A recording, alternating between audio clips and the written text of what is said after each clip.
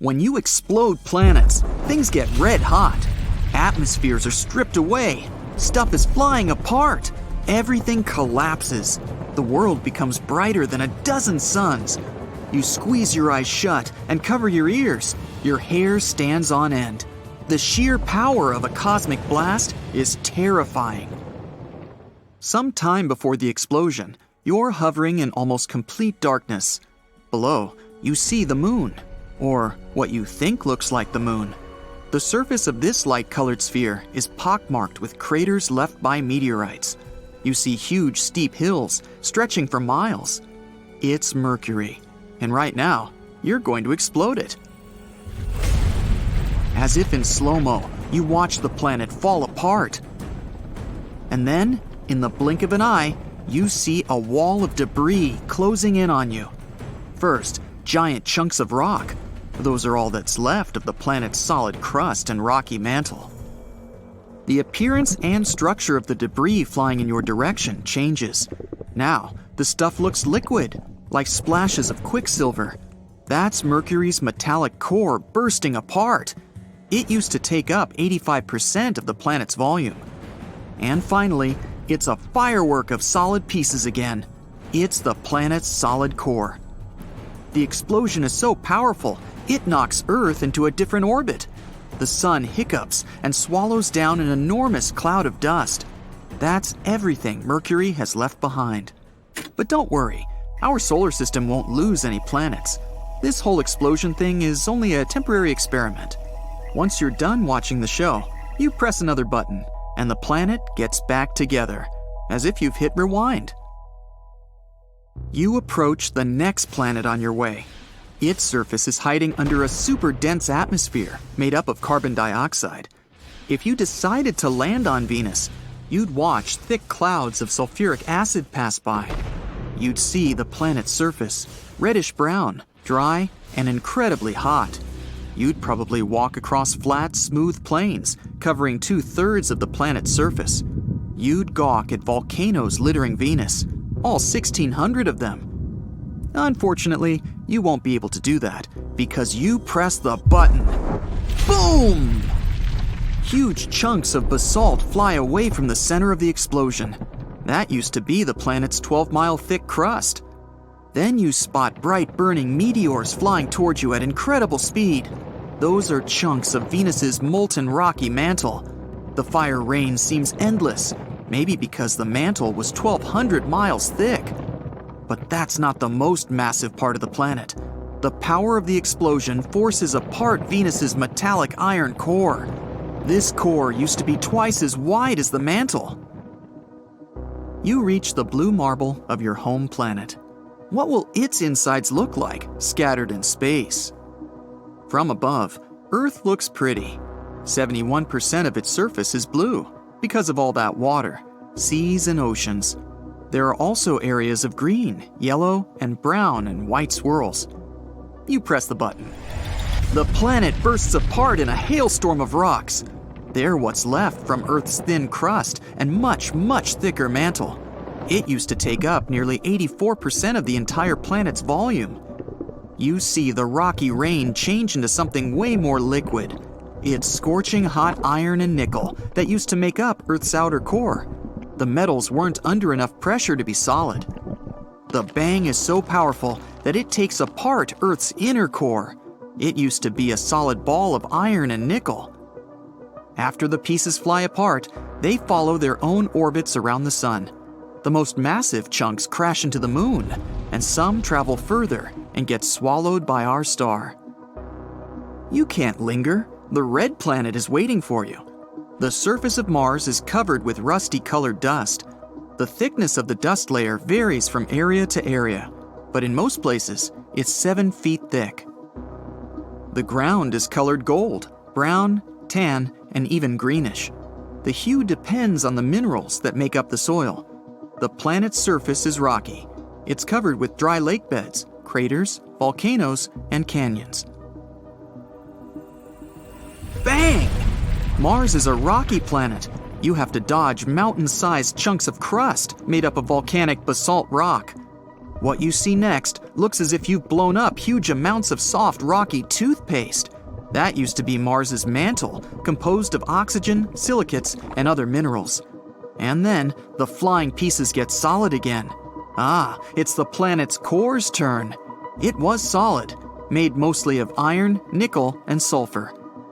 Billions and trillions of fragments of all sizes, from a small moon to pieces several feet wide, get launched in all directions.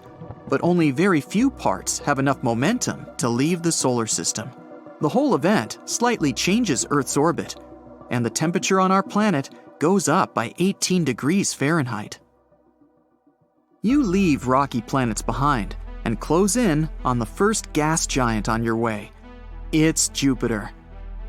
Thick brown, yellow, red, and white clouds hide its surface. They make the planet look colorful and beautifully striped.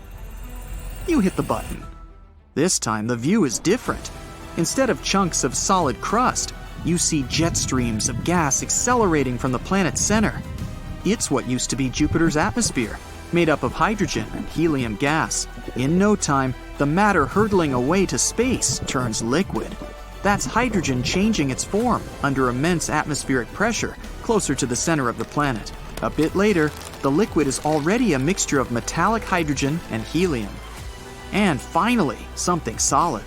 It was probably Jupiter's core, 14 to 18 times the mass of Earth. The gas giant's diameter was about 90,000 miles, but the blast lasts no more than half a second. The explosion of Jupiter is so strong, it evaporates smaller planets like Mars and Earth. The sun remains pretty much untouched. It gets hotter and kinda unstable for a bit, but it doesn't last long. The next gas giant on your way is Saturn. At first sight, it looks as if the planet has a surface. The seemingly solid yellowish-brown sphere is surrounded by layers of clouds.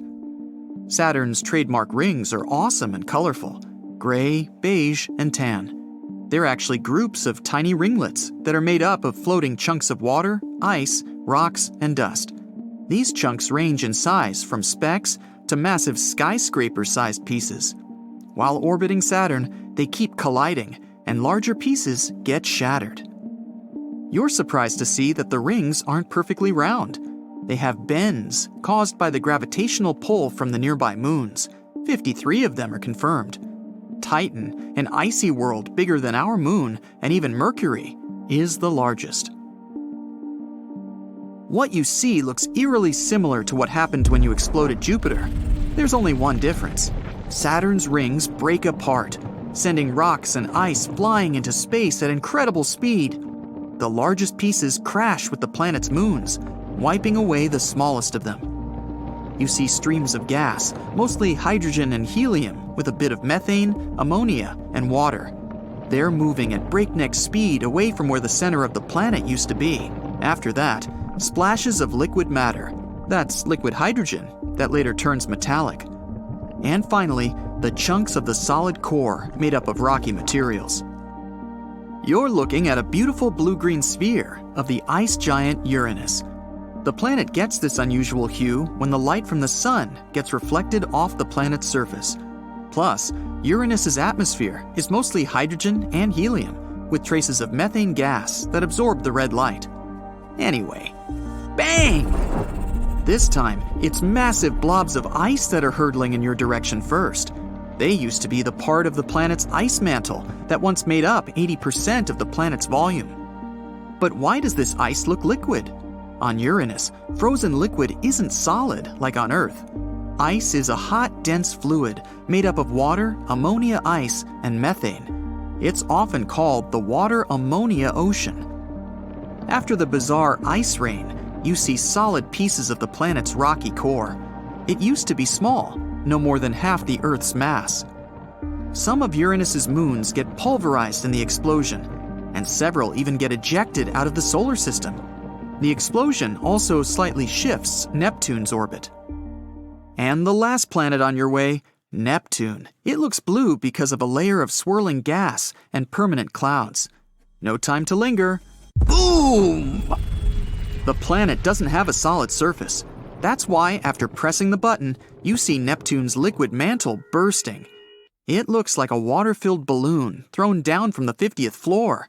This sends splashes of water, ammonia, and methane ices away into space. It's followed by lava-like remains of the planet's mantle. It used to be liquid, red-hot, and rich in methane, ammonia, and water. That's what's left from Neptune's solid core, made up of iron and other metals. Hey Mythbusters! Today we're debunking some classic space myths. Hop on the next space shuttle and let's get to the bottom of these tales once and for all.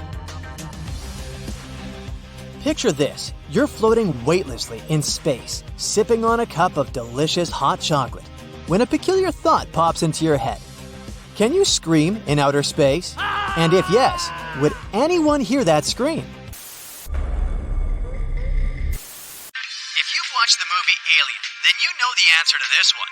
You can't hear sounds in outer space. It's not that sounds don't exist. It's just that you can't hear them. There's no one better to clarify this myth than Chris Hadfield. He's been on a couple of spacewalks during his life as an astronaut. And once you're out there in the darkness of space, you can't hear anything. All you hear is silence. Complete silence. But hey, just around the corner is a massive ball of explosion, aka the sun. We just can't hear the explosions happening because there's no medium for sound to travel through. It would be quite uncomfortable for an astronaut, though, if they could hear all the noises going on in outer space. Now, imagine you're zipping through space, feeling like a futuristic superhero, when a shooting star passes by your side. But wait, is it really a star? Unfortunately, shooting stars are not stars at all. They are small space rocks known as meteoroids, entering Earth's atmosphere and creating a stunning light show. Oh, and since we're debunking myths, let's head straight for another one. You've probably heard that meteors only crash into Earth on extremely rare occasions, like once every dinosaur extinguishing apocalypse. That's not true. Scientists estimate that about 48 tons of meteoritic material fall on Earth each day. But almost all of this material is vaporized in Earth's atmosphere. The bright trail we see in the night sky is what we popularly call a shooting star. Next time you make a wish upon a shooting star, remember, you're actually hoping on a tiny piece of space debris. It's not so romantic after all. Can we or can we not fly into the stratosphere on air balloons? Apparently, we can. The Earth's stratosphere starts relatively close to the ground, about 7 or 8 miles up from the Earth's surface, but it continues a long way up. If you were to fly yourself all the way into the stratosphere with some type of air balloon, just make sure you have really good equipment at hand. You'll need a special suit and some breathing devices because air starts to get pretty thin the higher you get. Of course, if you do go all the way up, you need to get a picture of the Earth's curvature. So take a chest harness with you where you can put a special camera or something like that. And how about you live stream the whole thing? That would be a first! Imagine it's been 102 days since you left Earth. You've adapted well to life in outer space, but something weird is happening to your body. You're getting taller. How is that even possible? Don't stress about it, it's completely normal. The truth of the matter is, you're not getting taller. This is what happens to your body when it's not under the effect of gravity. Our body has natural space between vertebrae and joints. On Earth, this space is almost completely squeezed due to the force of gravity. But in space, your body gets some time off of the pushing force of gravity and begins to stretch more and more. So yes, astronauts can grow up to 3% taller when they're on long missions. And here's a curiosity. NASA has that all covered when they're tailor-making spacesuits, of course. This way, astronauts will always have extra space in their suits. Once astronauts are back on Earth, the anti-gravity effect will wear off. So maybe they'll spend a few days wearing capri pants before it fits perfectly on their bodies again. Never have I ever pictured an airplane door bursting open mid-flight and a bunch of passengers being sucked into the atmosphere like flying feathers. Well, I'm betting most of you have had similar thoughts when getting inside a plane. Now imagine if this were to happen in outer space. Common knowledge says that if an astronaut is sucked out of an airlock, this person would be burnt to a crisp.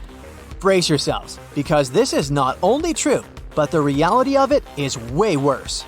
According to astronaut Chris Hadfield, this is what would happen.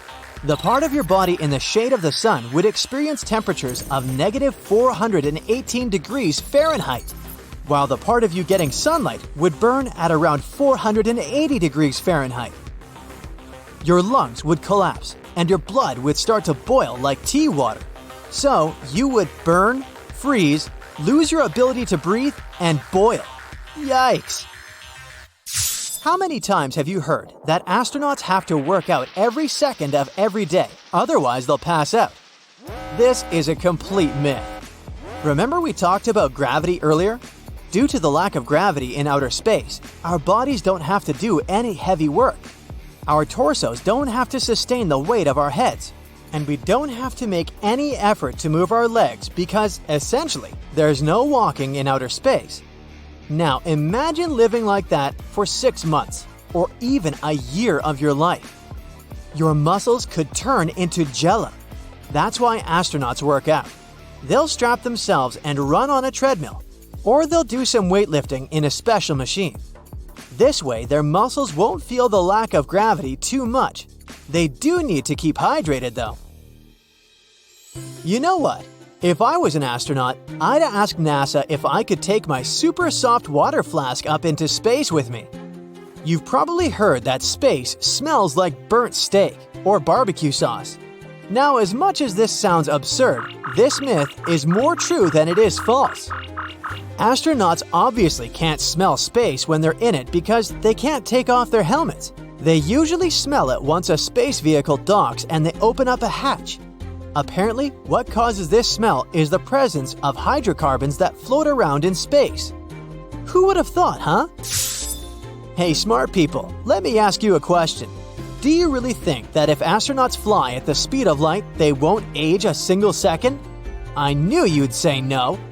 Let's get a few things straight. First of all, we haven't figured out how to operate vehicles at the speed of light. This would require an immense amount of energy, and we don't have the technology to do that. Second, even if we managed to send a human inside a spacecraft that traveled at the speed of light, this person would still age. They would age differently than the people who remained on Earth, that's a fact, but they would still age. Do you lot really think there's such a thing as immortality? Nah.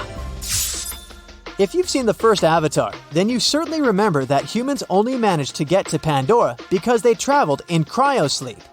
In other words, they froze their bodies, put them in a cryobed, and traveled for years without aging. Yes, this sounds amazing, but we still don't have the technology to do that. Our bodies are mainly made out of water, right? And when you freeze water, it expands. That's why you should never leave soda cans unattended in your freezer. Right now, if we froze a person's body, the water inside of it would expand, harming tissues and organs. So no, we can't cryosleep our way into interstellar travel. Not yet, at least. Here's a crazy thought. What would happen if an astronaut took a drone with them on one of their spacewalks?